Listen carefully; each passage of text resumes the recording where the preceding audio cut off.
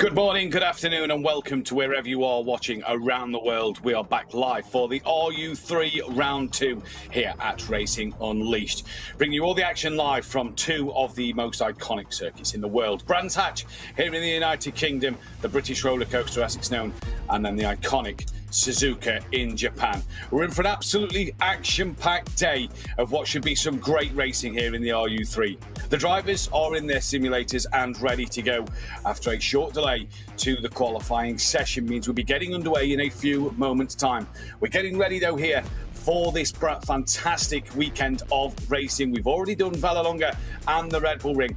We now head to Brands Hatch and SUZUKA with the finale of the RU3 for this year, to be announced later on in the month. That's coming live on the 14th of December. There are our four racing lounge locations. The Circle at the Zurich Airport in Switzerland, as well as the brand new racing lounge, which you can see now in the heart of the Zurich city centre. A fantastic place to go and jump on the simulators if you are around, or go and watch some fantastic racing that we can see this afternoon. Some of the best drivers here at Racing Unleashed taking to the track in what should be a fantastic second round of this short season here in RU3. There is the cameras live in Munich looking down on the beautiful simulators and watching and waiting for the drivers to see what they can do in their qualifying session. There is Madrid as well, gearing up and getting ready to go in this fantastic race this afternoon. Coming your way for both races later on. Two qualifying sessions in which will be a single qualifying session. The drivers will not be able to see the other cars on circuit, so they will be able to set one lap and one lap only, and we'll get you the grid order as soon as we can after the end of that one lap session. Qualifying about 3 minutes away at the moment. Before we get underway in this qualifying session, we can take a look though at the championship standings after the first two events last time out. It's Tim Portsmatter who has a 7-point lead in this championship over Timothy Spearson. A great start to the season for both of them two drivers at Vallelunga and at the Red Bull Ring. Adrian Gomez sits in P3 with Roberto Miguez fourth. Unai Moratto P5 with Norik Lockie in P6. Guzman Miguez P7 ahead of Ivan Marino, Harry Scanderi and Adrian Christoffel rounding out the top 10. You can see there that Melvin Luppy, Jamie Ego, David Verthrich and Lorenz Stump, the last drivers, on a point. And Samuel Bartel, Walter Troninger, Patrick Dumbach, Nico Mossa, Xavier Schmidt and Tyler Saber are all yet to score. Could that change today though, as we first of all tackle the Brands Hatch circuit here at Racing Unleashed, known as the British roller coaster, the circuit that is 2.4 miles in length or 3.9 kilometres. It has such an elevation change at this track, and you are constantly up and downhill. The British roller coaster for a reason, but it has some fantastic iconic corners. Paddock Hill Bend being turn one, a real tricky corner to carry that momentum through and hopefully start your lap off well, because Paddock Hill can really kill your lap early if you make a mistake. Qualifying a few moments out though for this first race at Brands Hatch, and this should provide absolutely fantastic racing throughout the entirety of this afternoon's show. And then SUZUKA coming up a little later on in what should be a fantastic programme. But the drivers are all in their simulators ready to go for this first qualifying session here at Brands Hatch, as the fans are watching in Madrid, Munich and in Zurich as well. We have got a great lineup of drivers out there on the grid in what should be a fantastic day. So RU3, the second round of the season. Everybody prepared and ready to go for this one in what should be a fantastic day of action. We've got obviously the 14th of December for our third heat, if you will, the two heats coming your way a little sooner than the last one. 14th of December for that. Roberto Miguez, Unai Moratto, all in Madrid, getting ready for their qualifying session, getting underway in just a few moments' time. But Brands Hatch is a fantastic circuit to go around, a beautiful circuit to drive, and very rewarding if you get it right. We've got the 5 drivers in Madrid, 5 in Munich and 10 in the Zurich city centre. It's going to be a great day of action to watch all these drivers tackle the challenging circuits ahead of them today. What a day out though last time at Vallelunga and at the Red Bull Ring. A great opener to this RU3 campaign and a great start to the championship, especially in that Zurich City now. If you're Tim Portsmatter or Timothy Spearson, you got off to an absolute cracking start. As we are underway now for qualifying, you can see there Jamie is just leaving his pit box and getting ready to start his out lap in preparation for that first flying lap. Melvin there ready to go, as well as Nico in the cars. They're all heading to the tracks. You can see the beautiful motion simulated cockpits built in Maranello for Racing Unleashed. And we can go live now down in towards Graham Hill Bend. For the first time on board with Tyler Saber then, coming down through in towards Surtees. Long left-hander, bit of a hurry up and wait corner. You've just got to be patient on the accelerator as you power through down the longest straight on the circuit. You're coming down through Pilgrim's Drop now as you're heading towards Hawthorne's Bend, and it's going to be absolutely crucial to get a lap right here. Especially them tyre preparations will be key to make sure that you are setting yourself up for what is hopefully going to be a great first lap. Up through Dingledale in towards the Sheen curve. Over the curb you ride. How much of that curb dare you take? That's where they're going to possibly find or lose a bit of lap time there as well. Being greedy on that curb is not a bad thing. Tyler Saber then coming down towards Clearways and the Clark curve for the final time in his outlap, and he's about to start his first flying lap of the session. Here we go then, down in the heart of Kent, a beautiful part of the world to be, a part of the country to be. If you're in the United Kingdom, you drop down through Paddock Hill Bend up towards Druids, break around that where the bridge is. He's just gone a little deep for what he'd have liked it, as Tyler Saber through Druids corner to the left, back across to the right for Graham Hill Bend. Very tricky corner, very easy to run off track and pick yourself up an invalid lap time in qualifying as you exit Graham Hill Bend. Now into Surtees, that long, hurry up, patient on the throttle as you power down once again through the back straight and down towards Pilgrim's Drop. You come as you drop downhill before you start to once again climb again uphill. Just a quick dab on the brakes into Hawthorne's, trying to maybe carry as much speed as through there as you possibly can. That sounded like a lift more than a brake for Tyler. Then through Westfields, now down through Dingledale, kind of finishes as you come back uphill over the Sheen curve. How much curve does he take? Good amount of curve there through Sheen into Stirling's. And this looks a pretty decent lap from Tyler. Little mistake there as he drops a wheel onto the grass. And now coming through Clearways in towards the Clark curve for his lap time. And where will this put him on that timing tower? That is going to be the big question for him in this race, in this qualifying session at the moment. And it currently puts him down in 12th place. So not the lap time he would have been hoping for, but that is going to update. That's not fully confirmed just yet. I think we're all waiting for lap times to come in and possibly his to be recognised. That is the one-lap qualifying shootout done, and we can take to the grid order in just a few moments' time while we get ready for that one to come up on screen. It was a decent qualifying lap from Tyler there. He'd have been a little off the pace for what he'd have liked, but he did make that mistake at the very end at the Sheen curve. We can, though, take a look at a track explainer of Brands Hatch. Brands Hatch, here in the United Kingdom, opened in 1950. The FIA Grade 2 circuit, 3.916 kilometres in length, 2.433 in miles.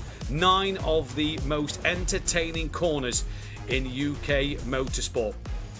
Home of the British Touring Car Championship and the British GT Championship, this track is known as the British Roller Coaster for a reason. As we come over the start line, we head towards turn 1. Paddock Hill Bend, you drop downhill away from the corner as you climb up Pilgrim's Rise in towards the heaviest braking zone on the circuit. Turn 2 of Druids, absolutely got to be crucial to get that corner right as you head down towards turn 3 of Graham Hill Bend. Good exit here could set you up on a little run and a chance down the Cooper Straight in towards turn 4 of Surtees. A hurry up and wait corner as you patiently wait to get on the accelerator to power down towards Pilgrim's Drop. Dropping away again the circuit, you come under the bridge towards the Hawthorne's corner. A crucial corner to carry that momentum you've built through the right hand bend. You head down a now short straight towards that of Westfields. Very tricky to run wide on the exit. You drop back downhill before rising up through Dingledale and trying to mount and take as much curve as possible through the Sheen curve.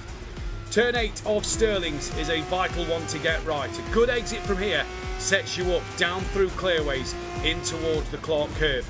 Another corner, crucial to get the exit bang on, because it can set you up for an overtaking opportunity down in towards turn 1 and maybe set pole position.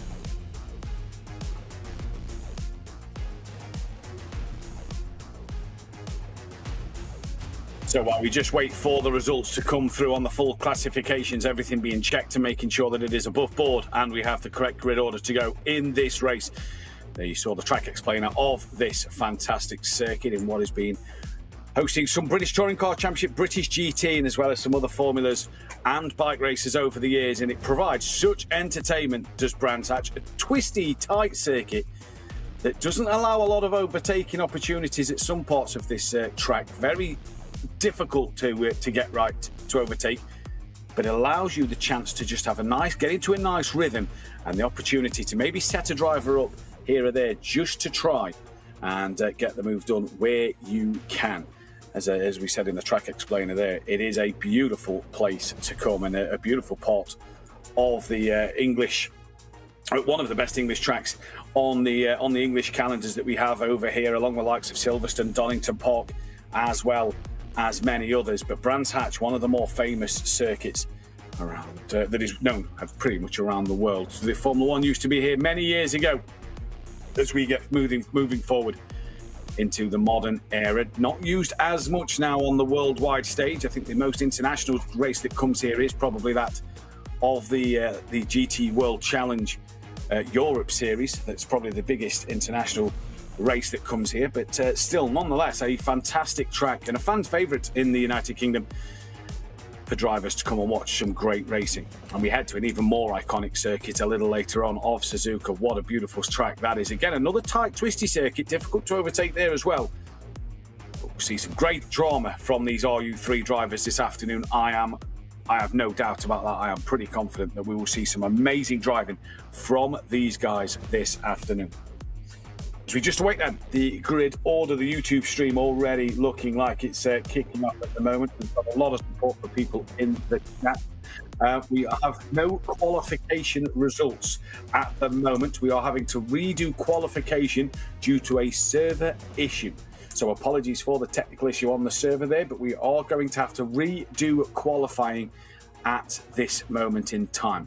Very frustrating for the drivers who may have just put in a great lap, because with it only being a one-shot qualifying, this means that drivers could be prone to a mistake in their second run, costing them maybe a couple of tenths here or there, and what could possibly have cost them pole position, but we'll wait and see. So qualifying going to have to be rerun at the moment. There you can see race control alongside our Racing Unleashed organisers in this one, just going through everything to make sure that if we have to rerun qualifying, we will, and everything being posted and checked upon now by our officials to make sure that we are all going. We can bring you an update now that Race Control have been able to get the results, so there will not be a second qualification. We have been able to get the result, and this is brilliant news. It means that the original qualifying decision will stand as it was.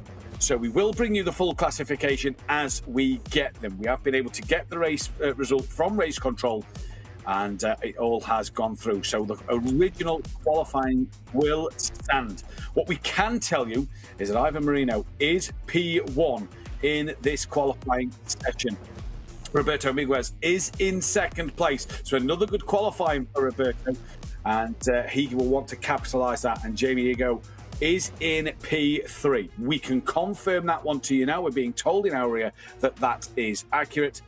And we'll wait for the full classification to come up to see where everybody else has qualified. But for Roberto Miguez, qualified well in the previous two races, he's got to convert that now into a race win or maybe a podium in this second round of the season. We obviously have that third round coming up in December, but it is all about Brands Hatch and Suzuka today, in which the drivers are going to be fully geared up for. We don't know the tracks yet in December. We'll bring them and announce them as soon as we hear of what they are. And that will be an interesting finale to round out the just before Christmas then. See what is going to happen. There's Adrian Gomez sat just patiently in the cockpit.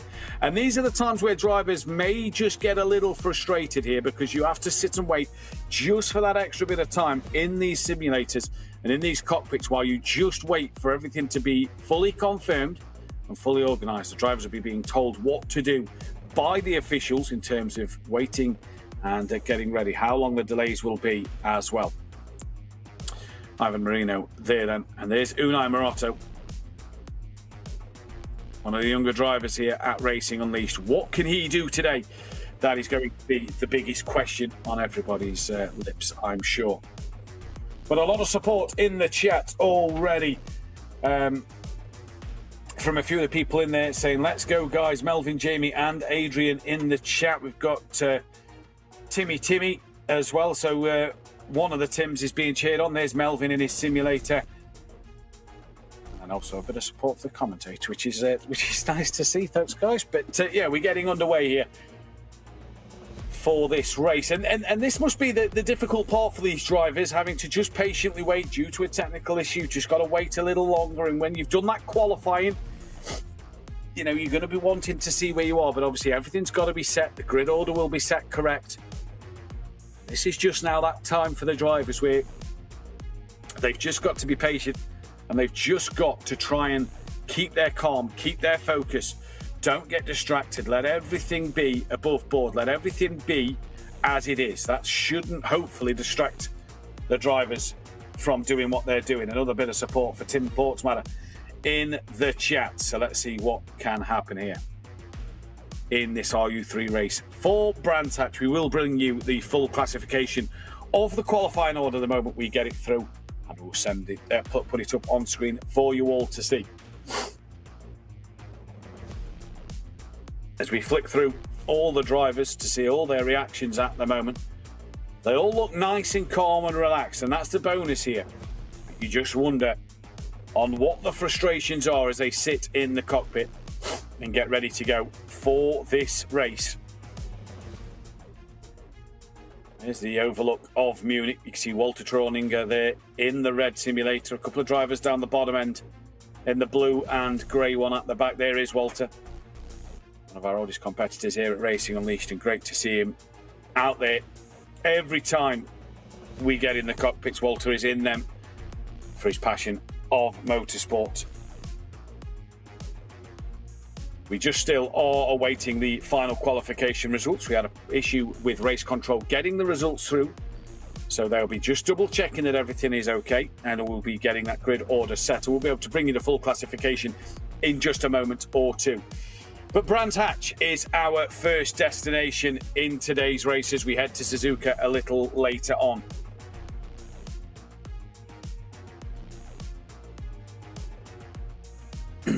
And what should be a fantastic day. Drivers just having a few chats with each other there in the Zurich City Centre. You can see on their monitors and on their screens at the moment, not yet on the circuit. And this is just a time for everybody where they've just got to reflect and make sure they're ready to go, make sure everything is fine. Little wave there in the Zurich City Centre and a thumbs up. Looks nice and relaxed, looks nice and calm. But you just wonder about the frustrations kicking in our brand new version 2 simulators at the moment. We can now bring you the full classification. It is Ivan Marino from Spain in pole position from Roberto Miguez. Jamie Ego then is in P3. Melvin Luppy in 4th place. Good qualifying for him. Tim Portsmatter in P5. Xavier Schmidt, then Norik Lockie. Adrian Christoffel, David Verthrich and Adrian Gomez. Poor qualifying for him down in 10th place. Harry Scanderi 11th from Nico Mossa. Timothy Spearson 13th. He'd have been hoping for a better one than that in this championship fight with Tim Portsmatter. Samuel Bartle then in 14th with Patrick Dubak in 15th place. Unai Morotto from Tyler Saber. Lawrence Guzman Miguez and Walter Troninger rounding out the top 20.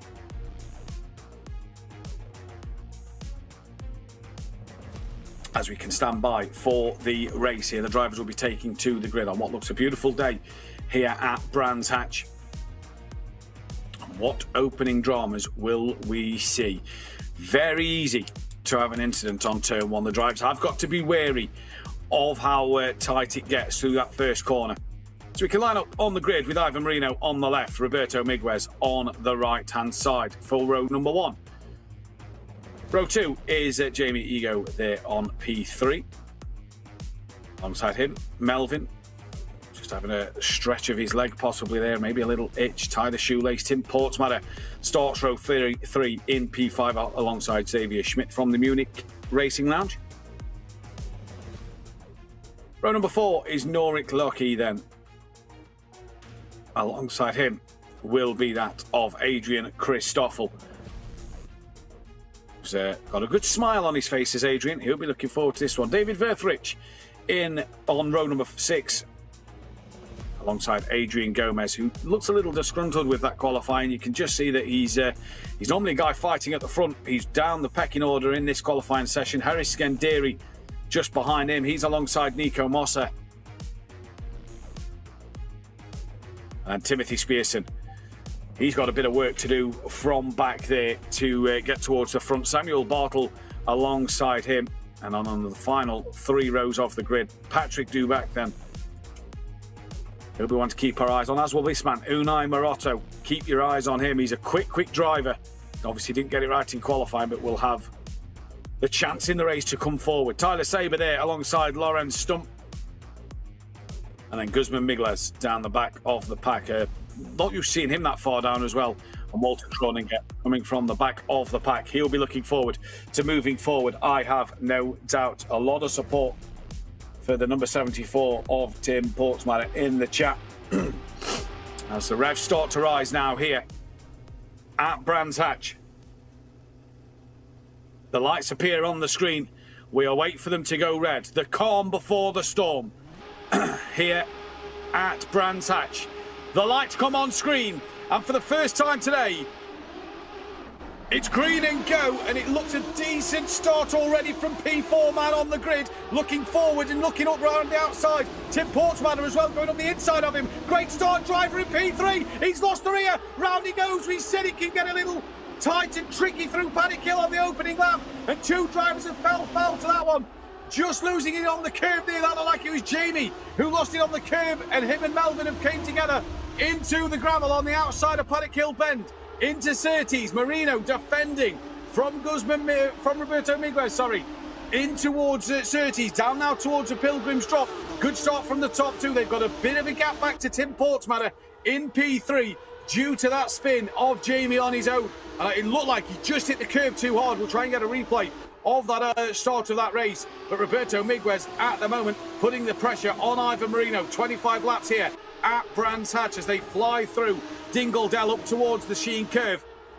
And Marino now settling into a rhythm, just opening that gap back to the second place man of Roberto Miguez. Portsmatter has got Xavier Schmidt on the back of him. Verthrich has just got past Loki in this race, and we're looking for where Timothy Spearson is. He's down in 18th place, so he has not had a great start to this race at all in terms of this RU3 championship. Roberto Miguez losing out a bit of time at the moment to that of the leader of Ivan Marino. 7/10 of a second is the gap in this one so far, and this is going to be an interesting race as we go through to see what will happen. Norik Lucky here down in P number 7. Got a bit of traffic on the back of him. Adrian Gomez has moved forward quite nicely. Nico Mossa, Unai Maroto as well, come from by the back of the grid up to P10, so he's made some early moves in this one. So they once again come through Surtees up towards the longest straight at Brands Hatch. Gap out front just opening up even more at the moment, and this will do just nicely for your race leader of Ivan Marino at the moment. Nearly a second lead as that is Norik Lucky going very wide through Hawthorns, just carrying too much speed. Onto the grass he goes, loses 3 places on the grass once again with the dirty tyres, loses out 2 more, and a 3rd and a 4th.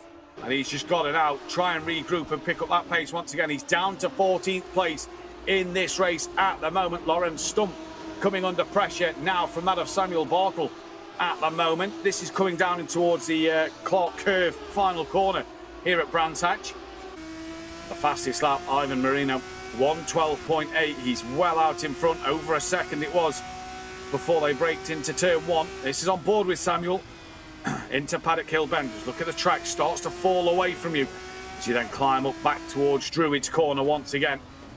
Portsmouth's got the gap down to Miguez, and Miguez actually brought the gap down to Marino a little bit here, so them gaps just coming down ever so slightly. Samuel Bartle, though, doing the job he needs to do in the opening stint of this race.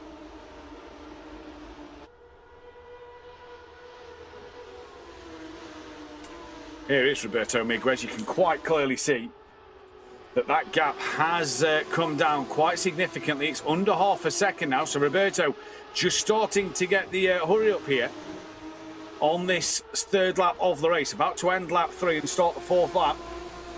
And he's bringing along with him Tim Portsmouth so far.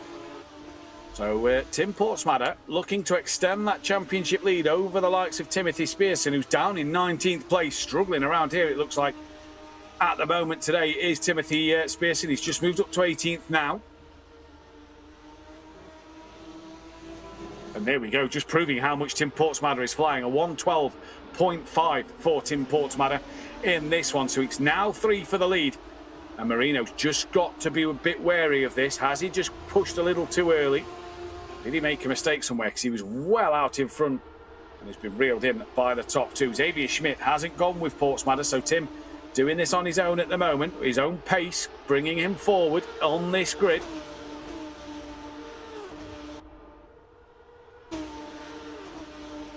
A quick driver. Here is David Verthwick down in P6, trying to get onto the back of Adrian Christoffel.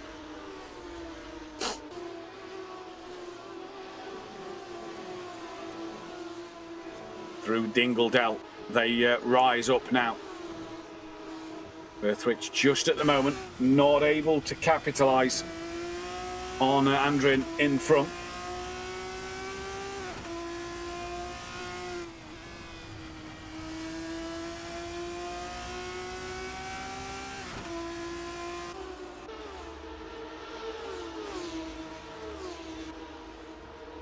So what can he do down towards Paddock Hill Bend? There you go once again. David Verthwick getting a little closer at the moment. We're being told Walter Troninger has to be DNF'd. Possibly a fault with the simulator. Not sure what the reason is there. Hopefully we can find out why and get that to you. But Walter Troninger has DNF'd from this race. Sadly for him, so hopefully he'll be able to go in the second race. Out front though, Marino's just opened that gap up a little bit. So was Miguez here. So just ebbing and flowing between the top 3 drivers at this moment. Tim Portsmouth knows that a podium will be brilliant for his championship. Roberto Miguez had a great showing at Vallelunga at the Red Bull Ring. And a little twitch there on the exit of Stirling's. Just got to be careful. This track will easily bite your hand off if you make a mistake. And Ivan Marino now half a second in the lead of this one as they come through towards Paddock Hill Bend once again.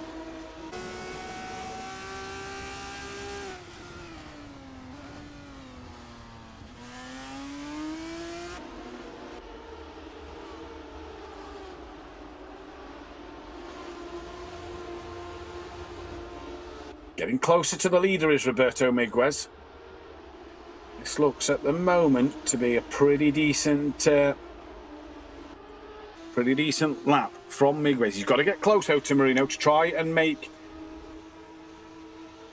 an opportunity of a move somewhere in this race at the moment.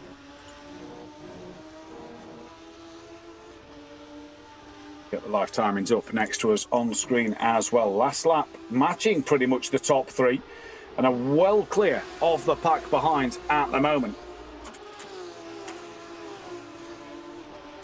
So you'd say so far so good for the top 3. Really checked out from Xavier Smith. Here's Tim Portsmouth down in P3 at the moment. Unai Morotto has set the fastest lap of the race. He's just got to put in a 112.5. Verthwick and Gomez matching the pace of the leaders as well, but they've got to try and get past Christoffel and Schmidt in this one at the moment. Live from our camera crew in the Zurich City Racing Lounge.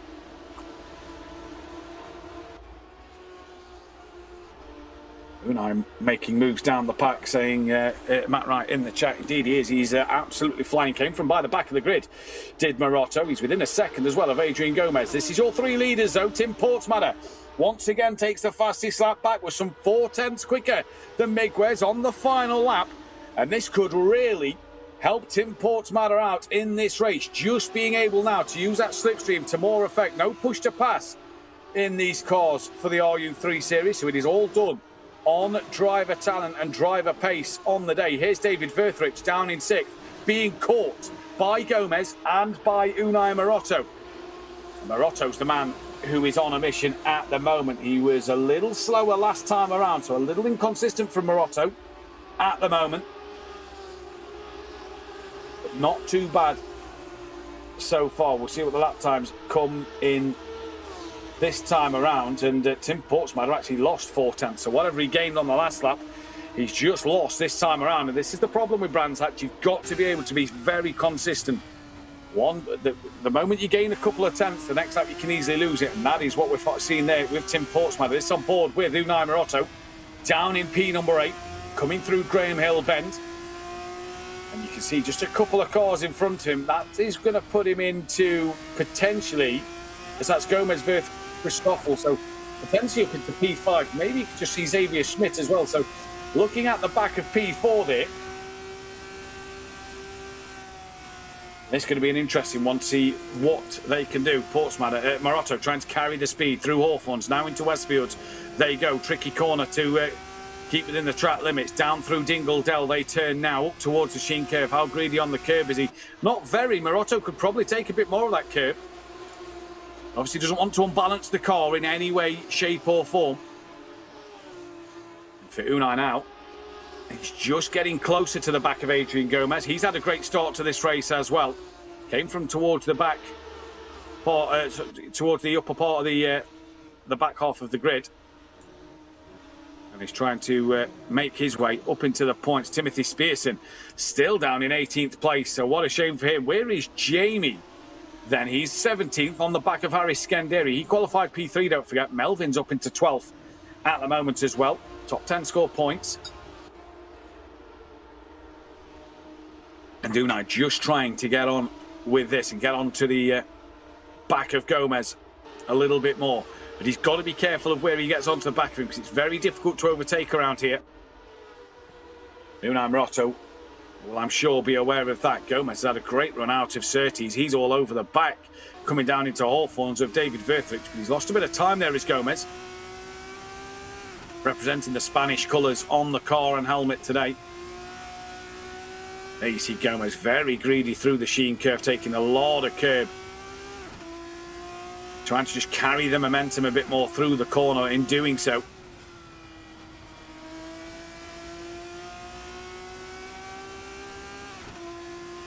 He's half a second off the back of the car in front. Ivan Marino now goes and sets the fastest lap of the race with a 1:12.432. Was matched by Miguez, only 300ths faster, but 4/10 quicker than Portsmatter, so they've been able to drop Portsmatter as Gomez up the inside of David Verthrich into Druids, and Maroto tries to follow through, but clips the back of Verthrich. Day late, dollar short for Unai Maroto there, was never going to happen. The door was always going to close, but for Adrian Gomez, that was a great opportunistic move. Got the run through paddock, carried the momentum up the hill, and Gomez up into P6. Maroto has stayed ahead of Verthrich. Verthrich went right around. He's dropped down to 11th place, promoting Guzman Miguez, Nico Mossa and Patrick Dubac. So a little mistake there from Unai. This is on board. Looking back. Whoa, big moment for Roberto Miguez. Hangs on to it really well. And that's going to allow Tim Portsmatter back in on him. But the momentum that Roberto was gaining and catching Ivan Marino with, he's lost through Sterling. We've seen him have a couple of moments here before. That was a big one. And this a replay of the overtake from Gomez. Great move.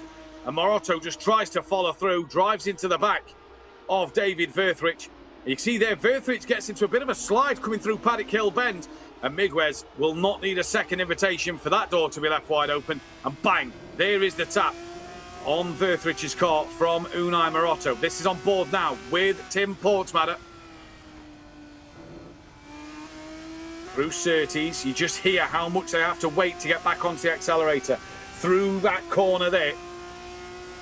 Now Portsmouth could feel like an opportunity in this race. He leads the championship. So at the moment, doesn't need to take any risks. He's sitting in a really good P3. That is Tim Portsmouth in the racing lounge in Zurich City. Fully focused on the job he's got. He'll know he won't need to take any risk in this race. And P3 is a very, very good result. He's got to try and do something. We're on lap 11 of 25, so approaching the halfway distance in this first race. Suzuka coming up a little later on in the programme.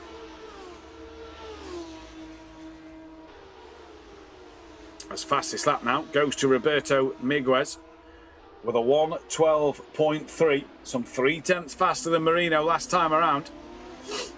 Are we going to slowly see a change for the lead, or will this pan out at the end of the race between the three of them? Here's Patrick Dubach then, down in P10, half a second off the back of Nico Mossa.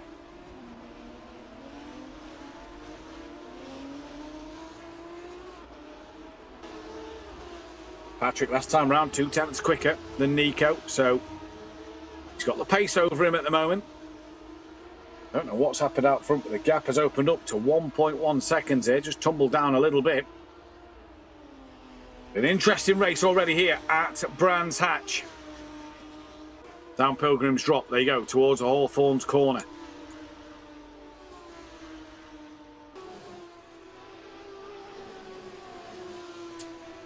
This fight between Patrick and Nico, just 0.6 of a second. So Nico looks like he's had a better lap this time around through the Sheen curve. Ivan Marino's got that gap back open to a second here, so really ebbing and flowing between the front three. And Portsmouth is 1.5 behind Miguez as well, so just kind of holding stations in the top three. This is the fight, though, for 9th and 10th.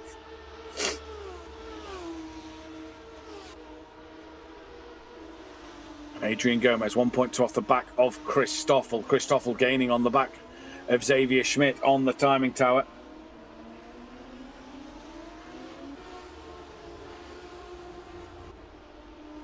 And again there, last time around, Marino was 1/10 quicker than Miguez out front. This is Adrian Christoffel, who's trying to get onto the back of Xavier Schmidt, and he'll have a very fast Adrian Gomez just behind him. Christoffel last time round actually lost 1/10 to both the car in front and the car behind. But he's holding station in a good 5th place at the moment. Good points on the board for Christoffel.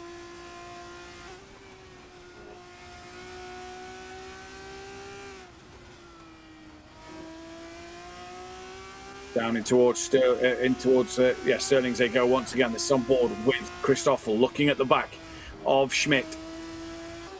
Through the Clark curve, down towards the start line. It's interesting, the 3 different lines here. Gomez went right down towards the pit wall before bringing it back up. And Roberto Miguez now on the back of the leader. 0.3 of a second the gap. Things are about to get spicy, you feel, out front. Lap 14 of 25. Roberto Miguez at the moment doing what he needs to do in this race. And that's just be a nuisance in the rear wing of that of Marino. Try and force Marino into a mistake, but Marino has drove really well today. It was 0.4 faster was Miguez last time around. And that was faster than Marino and Portsmouth at 0.4. So Portsmouth is just dropping off the back of the leaders here. Just hasn't got the momentum to go with them. Or maybe he's settling into that P3. Knows that it's what he needs for this championship.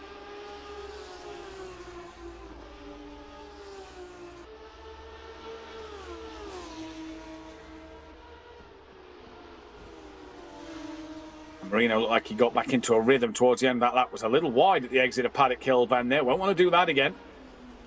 It's just allowed Miguez right onto the back of him into Druids. Morotto fastest lap of the race now with a 1:12.1. So Morotto's back on the pace. But Marino here in the lead just made that mistake through Paddock. Needs to make sure he doesn't do that again, because Miguez is right there. And one mistake, Miguez will be through.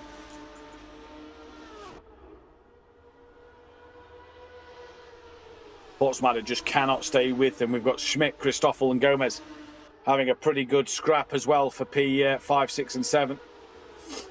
This is on the back of Christoffel. You see there Schmidt just in front, Gomez just behind. There's Unai Morotto trying to get onto the back of this train. Belvid's up into 11th.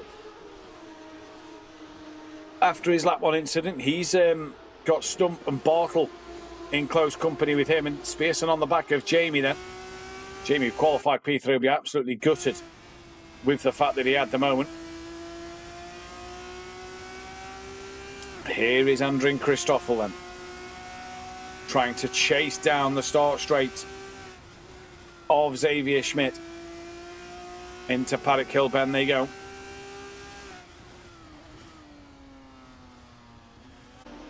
Decent race here at Brands Hatch this afternoon for you all.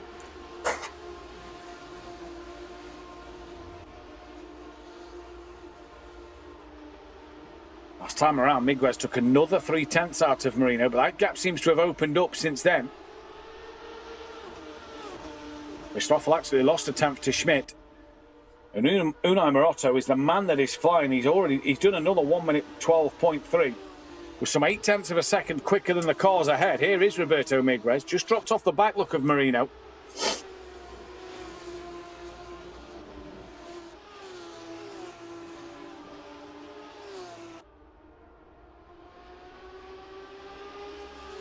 Problem for Samuel Bartle there. He's just lost 2 places. He's dropped now down to 18th place. Samuel's had a moment somewhere. Over the line they go again. Another 3/10 that Marino has just extended over Roberto Miguez. Not that you can tell now though, because that gap's come down once again.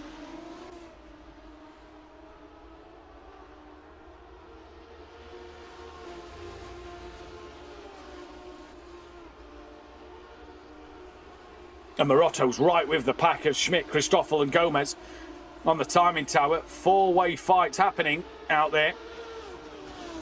And that looks like it could be an interesting one. Morotto's had the pace today. Had that mistake with David Verthrich earlier on, which I'm sure will be investigated by the stewards.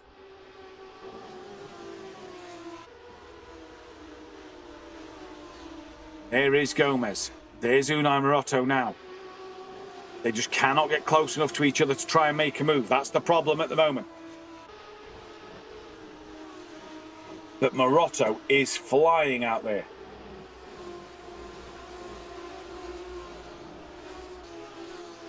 And the youngster from by the back of the grid, trying to work his way up the order into the points. What's happened to Miguez? He's dropped right off the back of Marino. 1.1 seconds that gap, so Miguez gets onto the back of Marino and it's as if the dirty air just affects the car too much and he drops right back. It's brought Tim Portsmouth just over a 1.5 second gap to him, so the Portsmouth there, he's still in with a shout of a top 2, but very unlikely. So we're on lap 18 of 25.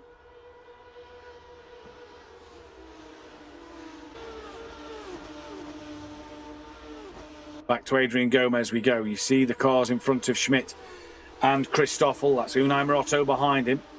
And nearly Guzman Miguez as well then. The problem is they just cannot get close enough to each other.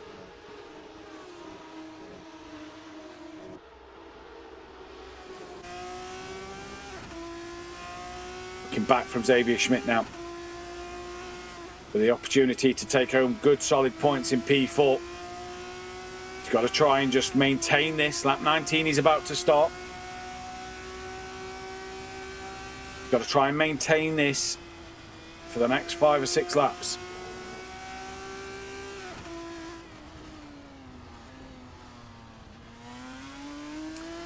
Christoffel getting very close on the exit of Druid. Had a bit of a slide coming out.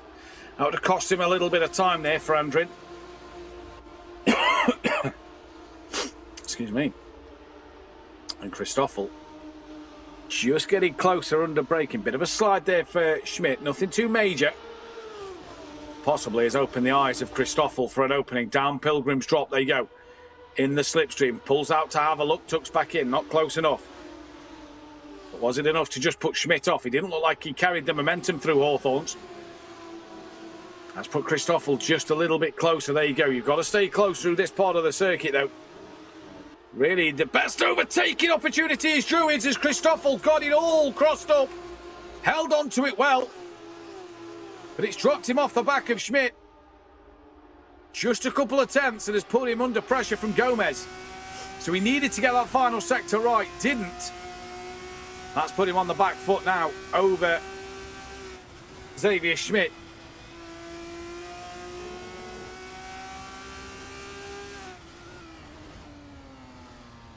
Closes right up under braking. Just goes a little deep to avoid the back of Schmidt there. But he's right with them now. Again, another little wiggle on the exit of Graham Hill Bend. Has a look into Surtees, tucks back in. Christoffel trying all the tricks of the trade. Cannot find a way through. Just pulls the car out, has a look into Hawthorns. Oh, bit of a moment in front for Schmidt there. Christoffel's starting to look a little more excited about this one. Now you've got to get this right. This is where he had that moment earlier on. A little wide from Schmidt into Sterling's. Has a look, does Christoffel. Only a look, but he's got that momentum. He's on the back of him now. This could be what he needs going into Druids. Again, has another look in towards the Clark curve. Not going to get the move done there, but he keeps it a lot tighter than Schmidt. He's got a better run out the corner. And is he going to think of a late lunge up the inside into Paddock Hill? No, he's going to try around the outside. Easy to defend if you get Paddock Hill right. Up towards Druids. A little slide there from Christoffel. He can't get it done. No send it into the second corner. He once again has to just patiently wait. Guzman Migles has passed Unai Morotto in the background as well. So Migles has gone on the back of Morotto and got ahead of him. So Migles up into 7th place. Morotto down to 8th as Christoffel once again had a look at Surtees. This is bringing Gomez and Migles and Morotto all into play. While Christoffel is full attack on Schmidt. He goes to have a look now. Down Pilgrim's drop to the outside of Hawthorns. They just bump wheels a little bit. And Christoffel backs out of that one. Careful not to leave the door open on the inside for Gomez to follow through into Westfields now. All good as they come up through Pilgrim's drop in towards the Sheen curve. Great bit of action late on here at Brands Hatch on the Grand Prix circuit. Now Christoffel pulls out to have a look at the Clark curve. Thinks about a move up the inside. Not quite alongside. That's forced Schmidt wide. Christoffel's going to tuck underneath. It's a drag race now to the line. Who got the better exit? Christoffel did. He's fully passed pretty much.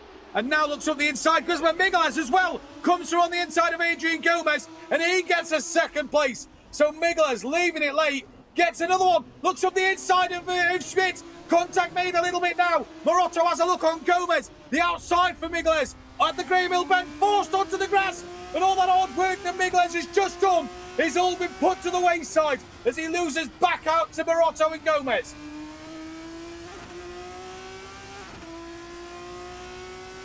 What a shame for Guzman Migles. He'll feel a little hard done to. And he'll feel that Schmidt forced him off the circuit.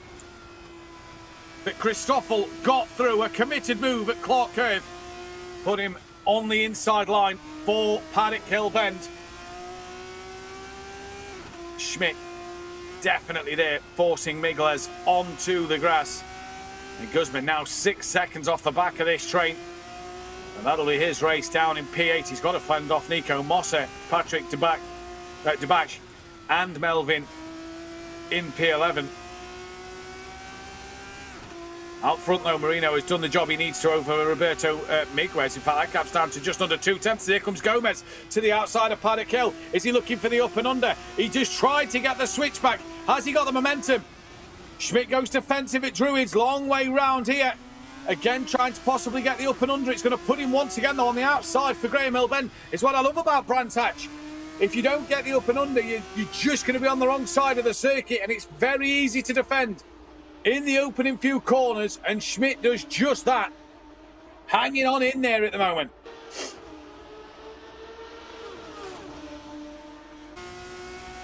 Marino has opened his gap back up to Miguez once again. This is Unai Moroto watching Gomez go full attack on Schmidt. The two winners last time out was both from the Zurich City Centre. Can Madrid claim its first win of this RU3 Championship? Down the hill they drop, over Sheen Curve. Moroto just still patiently waiting. As Lockie's just jumbled down to 13th place. He had a moment somewhere. He's now down into... He's dropping down massively. 16th place now.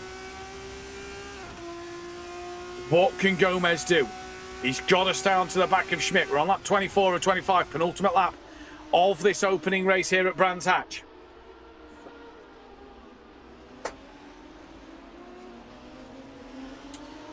Adrian Gomez, very close to the back of Xavier Schmidt.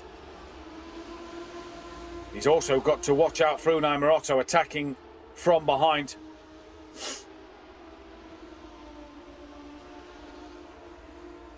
Tries to get a bit of a better run out of Surtees here, does Moroto. That's cost him a bit of momentum, just putting a wheel or two on the gravel. Miguez right back with Marino again at the lead of this race. Not close enough to make a move at the moment. But as he just got backed off, let his tyres come down. And he's having one last final push to win this one. They come through the clock curve for the penultimate time. They're about to start the final lap of this race. Marino leads from Miguez, Portsmouth P3.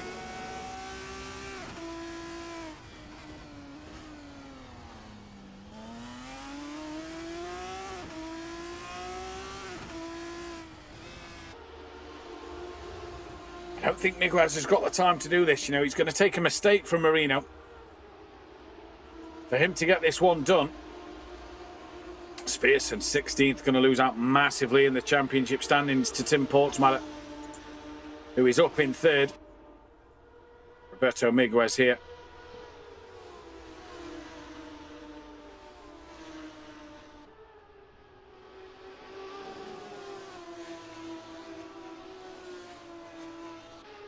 Up through Dingledell.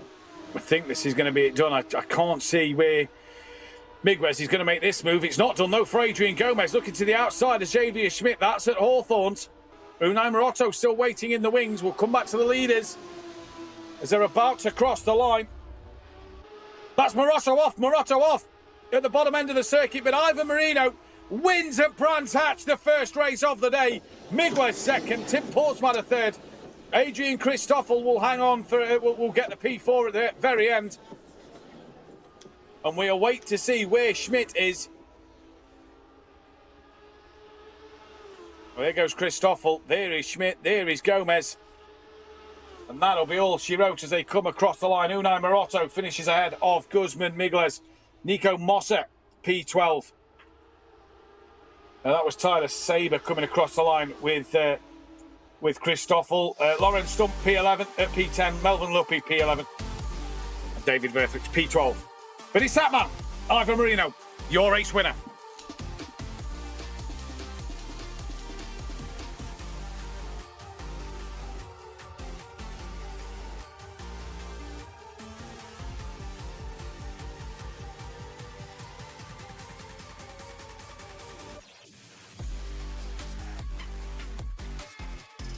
Well, a podium as well for Roberto Miguez and Tim Portsmouth, just carrying on that momentum that he had from Vallelunga and the Red Bull Ring last time out.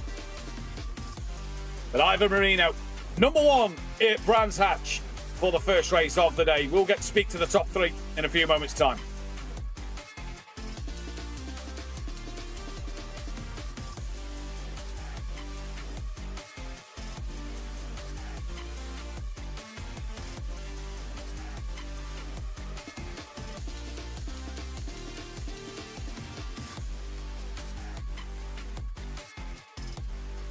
See the drivers just all having a bit of a cool down and a chat. That's Jamie, who obviously had the moment at turn one at the start from P3.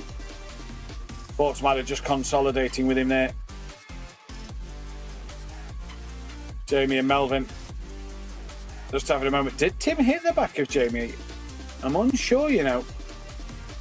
From the reactions I'm getting there, I wonder if Tim's just gone over to apologise. We'll hopefully get some highlights of the first race and be able to show you what happened at the start. Your final classifications, though, for Brands Hatch, Ivan Marino, your race winner. Remember, all these results are provisional. Ivan Marino, race winner from Roberto Miguez. Tim Portsmatter, P3. Adrian Christoffel, 4th. Xavier Schmidt, P5 from Adrian Gomez. In P6, Unai Morotto, 7th from Guzman Miguez. Nico Mosser in 9th from Lorenz Stump, taking the final points in 10th. Melvin will be P11 from David Verthwich. Harry Skenderi, 13th, 14th place for Patrick Dubac. Jamie Ego then in 15th place. Timothy Spearson down in 16th, not the pace for him today in this first one. Samuel Bartle ahead of Tyler Saver. And then a DNF for Norik Lockie and Walter Troninger. We can now speak with what I believe will be Tim Portsmatter in P3. Tim, P3 on the road there, but just talk us through that opening lap. What happened at Paddock Hill Bend? Well, I don't know. So I'm not sure if I hit Jamie or not. I hope so that I didn't. In my perspective, I didn't hit him. But I don't know. Let's see the results. I gotta check it myself. But I hope that I didn't hit him. So yeah. Apart from that, it looked a pretty good race from yourself. It was a decent pace. You just couldn't stick with the front two, though. No, they did an amazing job, and I couldn't keep up with them. And I thought to myself, look, Gomez is in P6, Sperson isn't in the points. They are my nearest championship rivals, and I'm not going to risk anything fighting with the top two and losing the car and not scoring points. So P3 is good, not the best, but I'm really happy with P3 regarding the other two finishes. So yeah. And that's what you've got to look at, isn't it? You've got to look at where the others are finishing on this shorter season. We're already now halfway through the races with 6 heats. So you've got to start looking at end points and where drivers are. You've got to start driving smart, haven't you?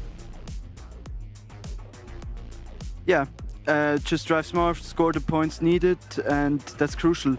So it's my third podium in a row, so pretty solid until now. So yeah, let's see for SUZUKA. Let's see for SUZUKA. Tim, best luck for SUZUKA. We'll let you get ready for that one as we can head over to that. Thank you, Matthew. We finished P2. I believe we've got Roberto now, who's standing by. Roberto, congratulations, P2 in this one. You was constantly looking to challenge for that race lead. You just couldn't get close enough. Yes, thank you. I was trying to get closer to Ivan, but it's really hard to overtake around here. So I was just putting pressure and trying to make him make a mistake, but it wasn't the case. Been running at the front end of the grid for these last couple of heats now, the two at Vallelunga and Red Bull Ring, now at Brands Hatch, finally on the podium. That must be a good feeling for you. Yes, I was working hard in the last 2 races, and finally in this one I could get another podium. So yeah, my second podium, and very happy. We move to SUZUKA for the next race. What's your thoughts on SUZUKA? What do you think you can do around there? Yeah, I really like that track. It's a little bit hard to overtake, so maybe try to qualify good and get a good result. Well, Roberto, congratulations on the P2. We'll let you hand over to Ivan. Thank you. Try and get the P1 man in just a moment's time as the two drivers in Madrid. Madrid's first win and double podium of the season as well after Vallelunga and the Red Bull Ring. They take it at Brands Hatch. And we can now speak with your race winner. Ivan, congratulations on the race win. You converted the pole into a pretty comfortable win. Yeah, thanks. Just talk us through that one a little bit, because it looked like you got the start you needed to do and you was just able to maintain that gap back to Roberto. Yeah, this race, and I not expect that result. I don't expect that pole position. I try to make a very good start and keep Roberto behind me. Try to to bring the car home. What can you do at Suzuka? Obviously, another tight, twisty circuit, difficult to overtake. What can you do at Suzuka?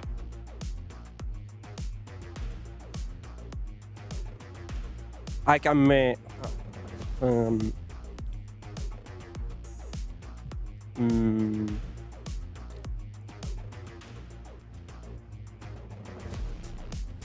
Sorry, but No problem.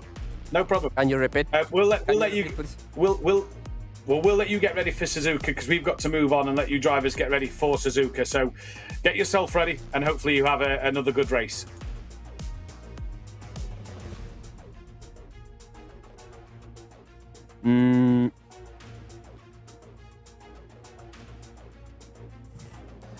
Ivan, congratulations on the race win. We'll let you go. Thank you very much, Ivan. Congratulations on that race win. Ivan Marino there then, your race winner for Brands Hatch as we get ready to go to qualifying at Suzuka. We can take a look back at what happened in race number 1.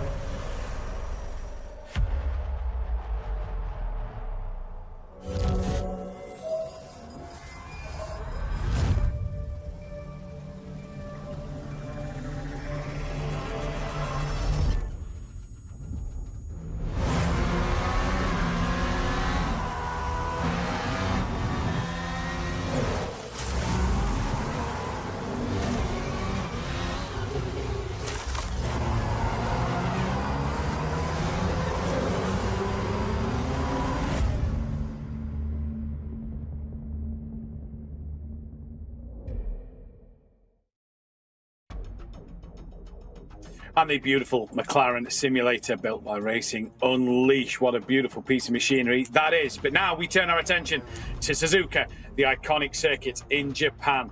What a place this has been. Many a controversial race in Suzuka over the years, and especially in the Formula One. But the 3.6-mile circuit, 5.18 kilometers, full of twists and turns. The only figure 8 configuration circuit in the world, I do believe.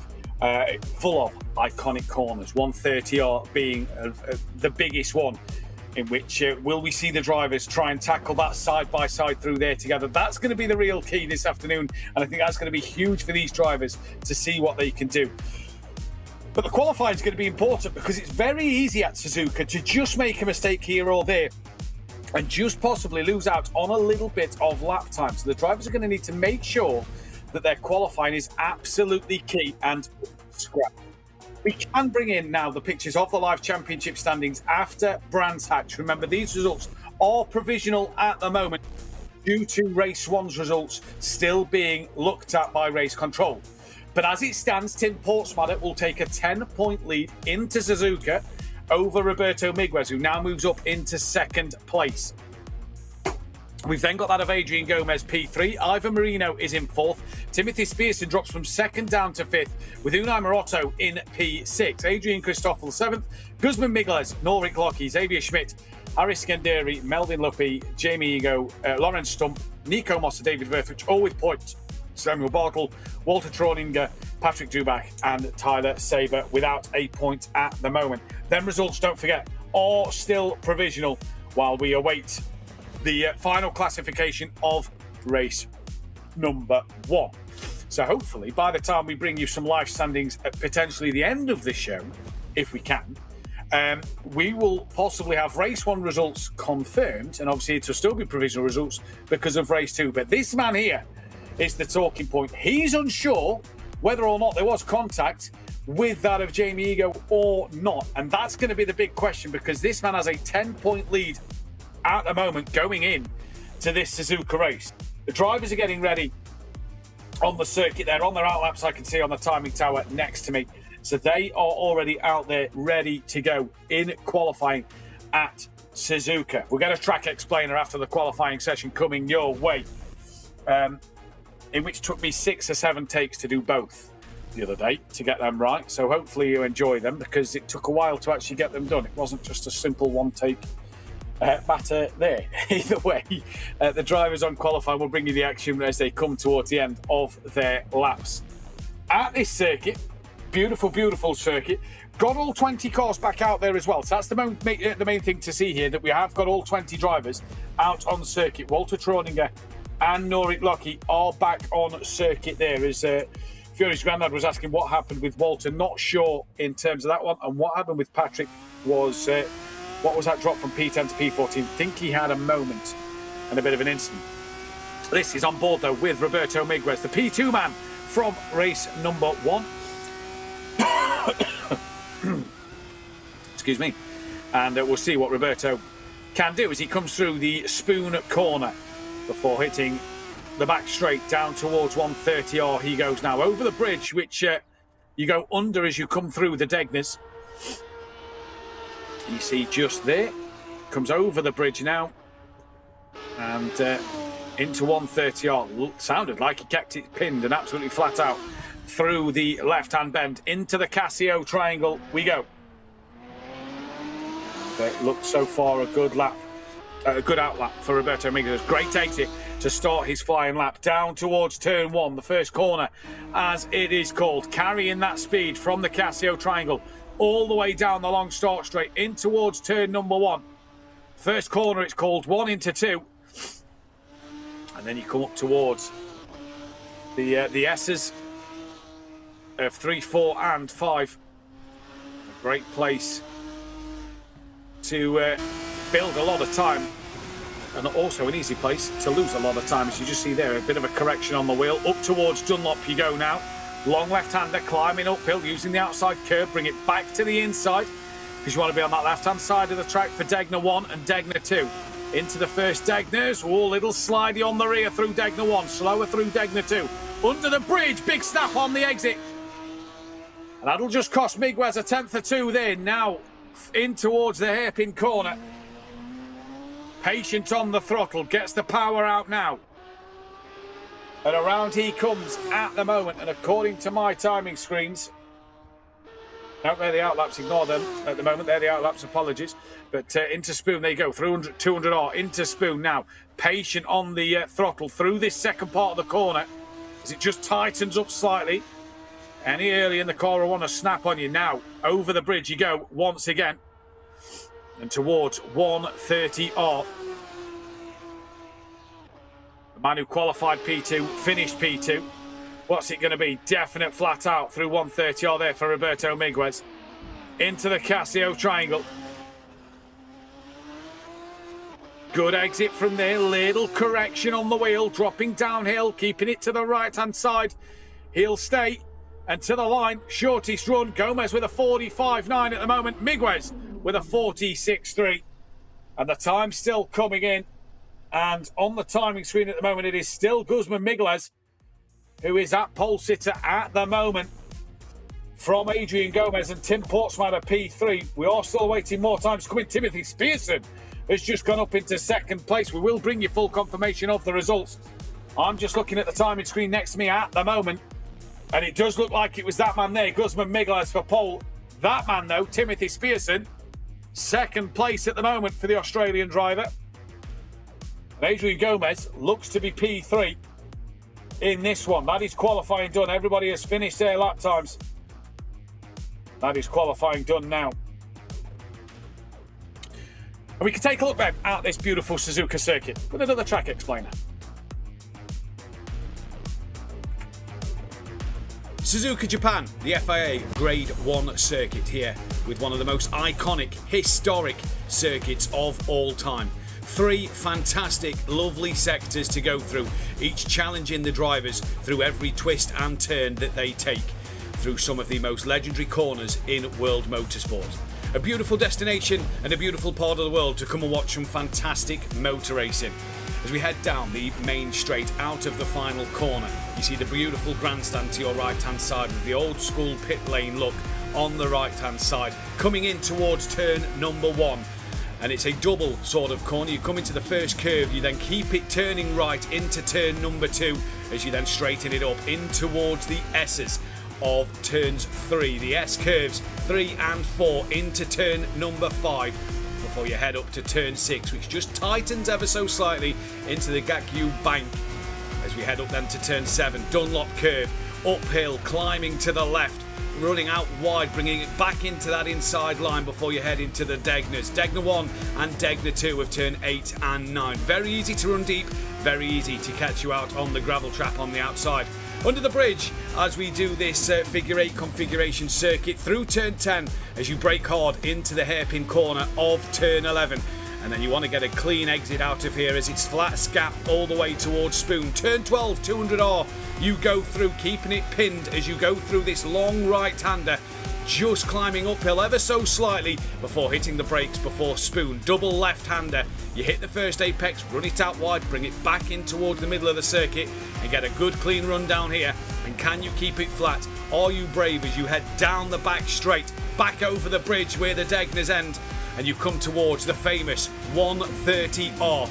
Alonso and Schumacher went side by side through here. Can any of our drivers do it this weekend? Turn 15, 130R, and then you have to nail it onto the brakes. The Casio triangle chicane comes up very quick. Turn 16 and 17, dropping back downhill through the final turn 18, and hopefully you have ended up on pole position in the qualifying.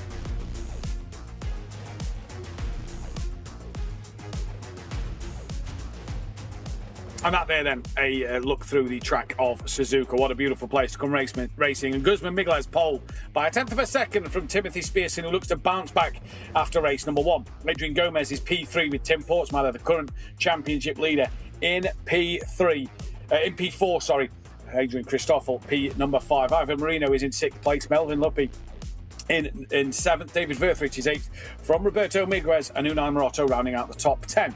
Norik Lockie in the car once again, P11. Hopefully he's able to get to the end of this race due to retirement in the first one. From Patrick Dubak, Jamie Ego in 13th, Xavier Schmidt, P14, Harry Skenderi from Nico Mossa, Walter Troninger from Lorenz Stump, Tyler Saber and Samuel Bartle down in 20th.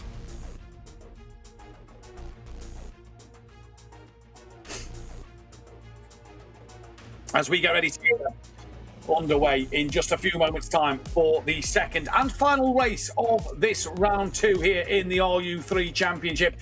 We're back on the 14th of December for the finale of RU3 before heading into 2026, where there is much more to come. So keep your eyes out on all of our social media platforms to keep up to date with all things Racing Unleashed. See what will happen come the new year and what the championships will start to look like. When will we see the returning faces of the what used to be Racer League drivers, the likes of Schmiedel and Alejandro Sanchez? Will they be back to compete once again alongside many others in the Racing Unleashed lounges? I believe that's Augustin Torlacci watching on, stood next to our Racing Unleashed colleagues in the background as they checking out the screen and making sure the drivers are ready to go. Everything is underway and set, and we look like we're about to get ready in a few moments' time for this second race of the afternoon here at Suzuka. That man Adrian Gomez, decent result, decent comeback drive in the first race. What can he do? Timothy Spearson did not have the race 1 that he would have wanted at all. He's now got to correct that going into race number 2. I'm sure he'll be determined, like the Australian cricket team, to move forward and take a race win around here. New round, new chances in the live chat, and indeed it is. It is a massive new round and new chances for all the drivers to take part in and see what they can do in this race. There is Tim Portsmatter with a double thumbs up in the background as headsets adjust, comfortability, trying to be as ready and calm as you possibly can for this final race of the day. And now the question still is going to be, while we wait for the final results, is was there contact between Portsmatter and Jamie in that first race? Tim Portsmatter for P1 in the chat at the moment. Possible from P4 on the grid. He's not a million miles away. He's got to have a bit of better pace though than race 1. We'll see what will happen in this one. We're about 3 minutes from the start of the race.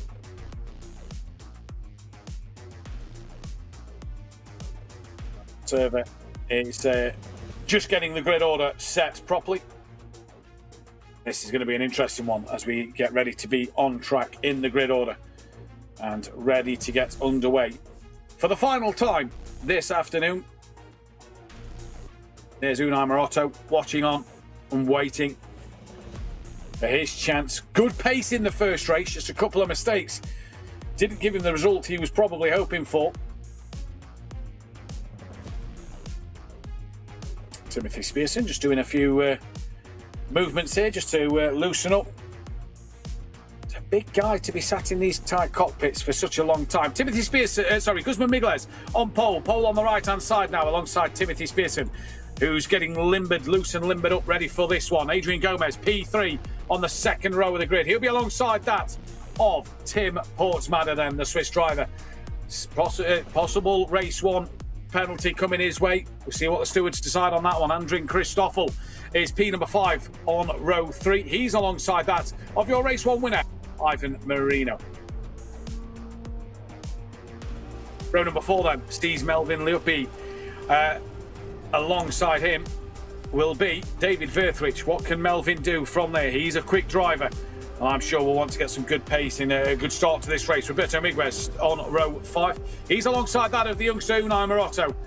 Again, great pace in race 1. Can he now extract that into the second race? Norik Bjorky on row number 7. He's alongside Patrick Dubak. Jamie Ego is then on row number 7. He will be alongside that of Xavier Schmidt.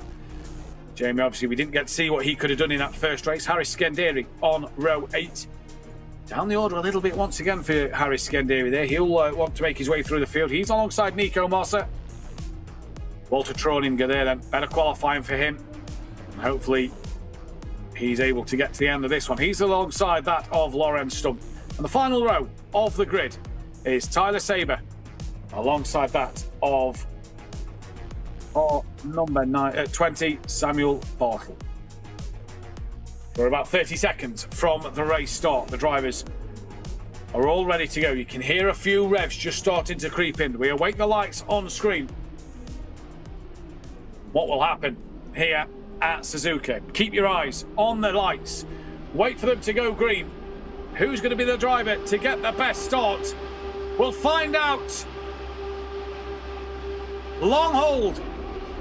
Now as it's green and go for the second time this afternoon. A great start from the P2 man of Timothy Spearson, but already coming off into turn number 1 of that of the pulsar of Guzman Migles. Tim Portsmatter already on the inside of that of Adrian Gomez. He's got through up into P3 already as Spearson now attacking that of Guzman. Side by side through the S's of 3 and 4.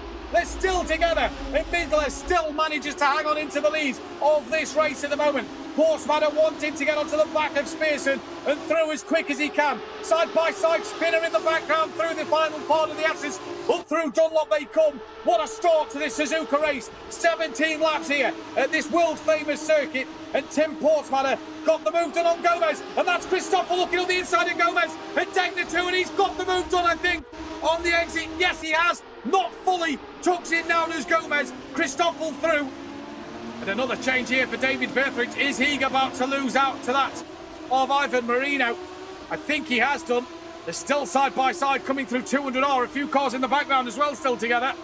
And side by side is Marino and Verthridge coming up to Spoon corner. Verthridge on the outside and Marino through now. What a chaotic opening start to this race. What a lap. This has been Verthridge now in the slipstream towards the famous 130R. Does he have it in him to go up the inside? He's going to go up the inside. Will Marino back out of this one? Are they going to both try around the outside? They stick together. It's a great run for Melvin in the background. Side by side with that of Marino now into the Casio triangle. Marino and Verthridge still fighting it out, and Verthridge gets through at the exit of the Casio triangle there. What a move through 130R.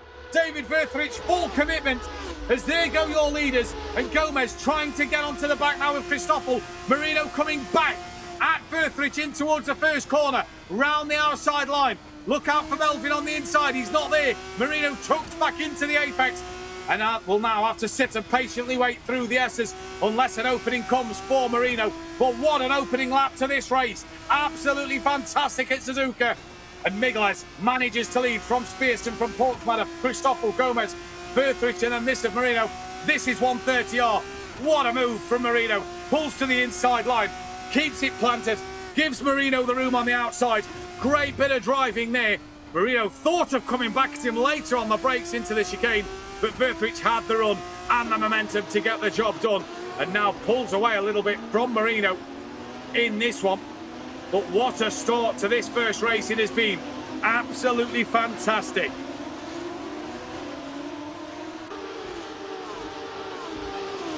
Here is Roberto Miguez trying to attack the back of Unai Morotto in P9 and 10. They've got that of Norik Lockie as well, having a look up the inside into Spoon. Goes Miguez. Still there for the second part. This could be nip and tongue come the exit of the Spoon corner. They're still together side by side. No slipstream involved here at all. Still side by side together. Are we going to get another moment through 130R? Morotto can't chuck in behind yet. And here comes Lockie to have a look as well on Morotto on the inside of 130R. Little bit of contact between Morotto and that of Miguez. In towards the Casio triangle.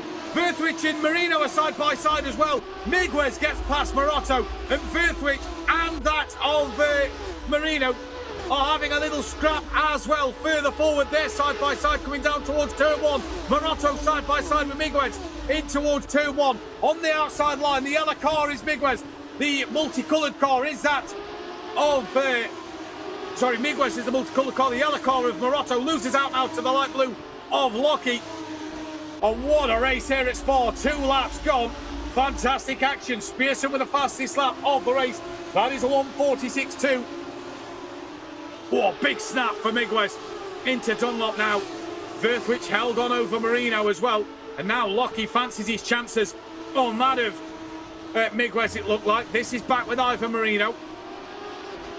Melvin just behind. Verthridge just ahead. Lockie's got past Miguez, and so's Morotto on the timing tower. And now Morotto's got past Lockie, and Miguez has lost out to Mossa. It is all happening down there. What has happened to Norik Lockie? Was running well. Miguez and Morotto have now lost out to Nico Mossa in this one.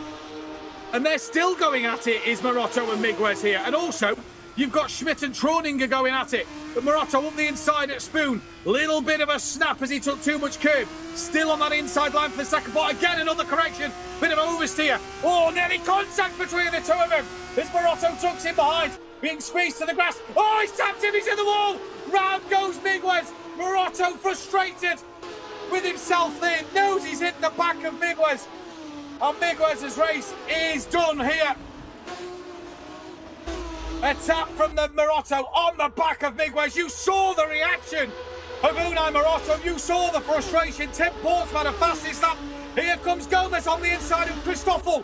In towards the first corner once again. Christoffel hangs out round the outside and keeps that position. What a race in this one so far.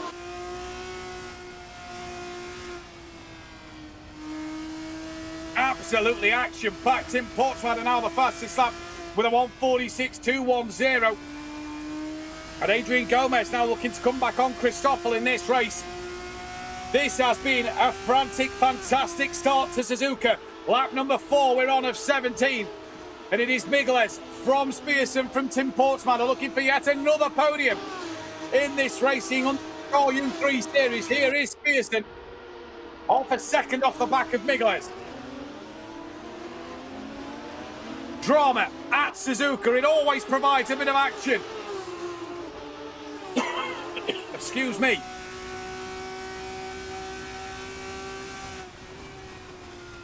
And Guzman Migles now not under any pressure at the moment. He'll feel a little bit from Spearson, but Spearson's not looking to make a move. He's too far back. It's all just calmed down a little bit now as we enter the fourth, as we're about to finish the fourth lap. It just calms down that little bit. What a race. At Spa, very quiet at Brands Hatch. Oh, what a dive! Spearson dives Migles, misses the first apex, pushes him a little wide. Where is Spearson? He's still on the outside. So a late lunge from Timothy. And he's now side by side with the leader, Guzman Migles, as they cross the line. Wheel to wheel.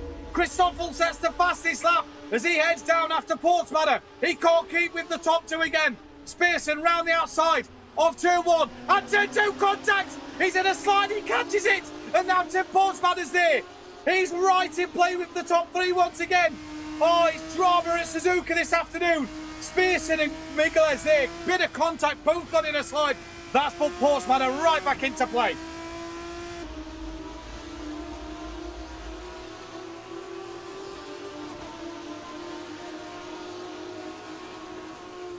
Dramas here at Suzuka. Absolute dramas. As Nico Moss has lost a couple of places here, so a mistake for him potentially. Under the bridge, there you go. And it is Migles, Spearson, Portsmouth, Christoffel, Gomez, Verthrich, fastest lap of the race out of a 1:45.9. What a race. Timothy Spearson got it done, missed the first corner, kept it within the track limits though. At the Casio Triangle, lap 5 on this dramatic race here at Suzuka. What a day. What a race at the moment. Timothy Spearson. Look at that, there's 5 for the lead, nearly 6 when you count David Verthrich nearly involved in this. All within a second of the car in front. Spearson in the slipstream once again. Flat through 130R. Here's Chris, that's Verthrich and Marino, is it? No, sorry, it's Verthrich and I think Gomez. As Portsmouth, apologies. So Verthrich, no, it's Christoffel. Completely got them wrong. Absolutely got them wrong. Christoffel and Portsmouth, a bit of contact into the Casio Triangle. Apologies on the wrong names here. But Portsmouth and Christoffel going hard at it. Weaving, trying to break the slipstream. Spearson to the outside of turn 1 again. Breaks later. Hangs it around the outside of 1. Into 2. Can he get it done now on the exit? He's gone right. Contact! Contact! Migles in a wall. He's out of this one. And Spearson slow. Portsmouth leads this race. Christoffel's into second. And I believe Adrian Gomez, yes he is, into third. It has all turned on its head again. We saw it a lap ago where Spearson and Migles made contact, had a slide through the exit of 2. They've now had bigger contact at the same part of the circuit, and they're both off. And Migles is down to 8th place, and now it's Portsmouth who's trying to hold on over Christoffel.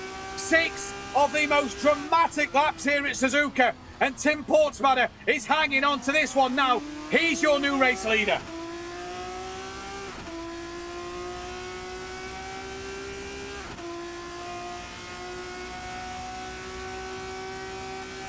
What a race. Turned on its head. Adrian Gomez on the podium ahead of Spearson. Oh my. Catch your breath. Don't go anywhere, folks, because this is still going to stay spicy. Christoffel out of spoon in the slipstream now of Tim Portsmouth. And what can Christoffel do? Not getting close enough as they come to 130R. Too close to the corner now to make a move. Can he get it done under the braking zone? At the moment, in towards the Casio Triangle. No, he can't. Oh, like Gomez had got it wrong through the Casio Triangle. He's not come through with him. I think he's lost a place there too, Spearson. So Gomez there, out of shape at the Casio Triangle, loses out to Spearson. Here's Verthrich now on the back of Adrian Gomez. Having a look up the inside into 1, can't do it there.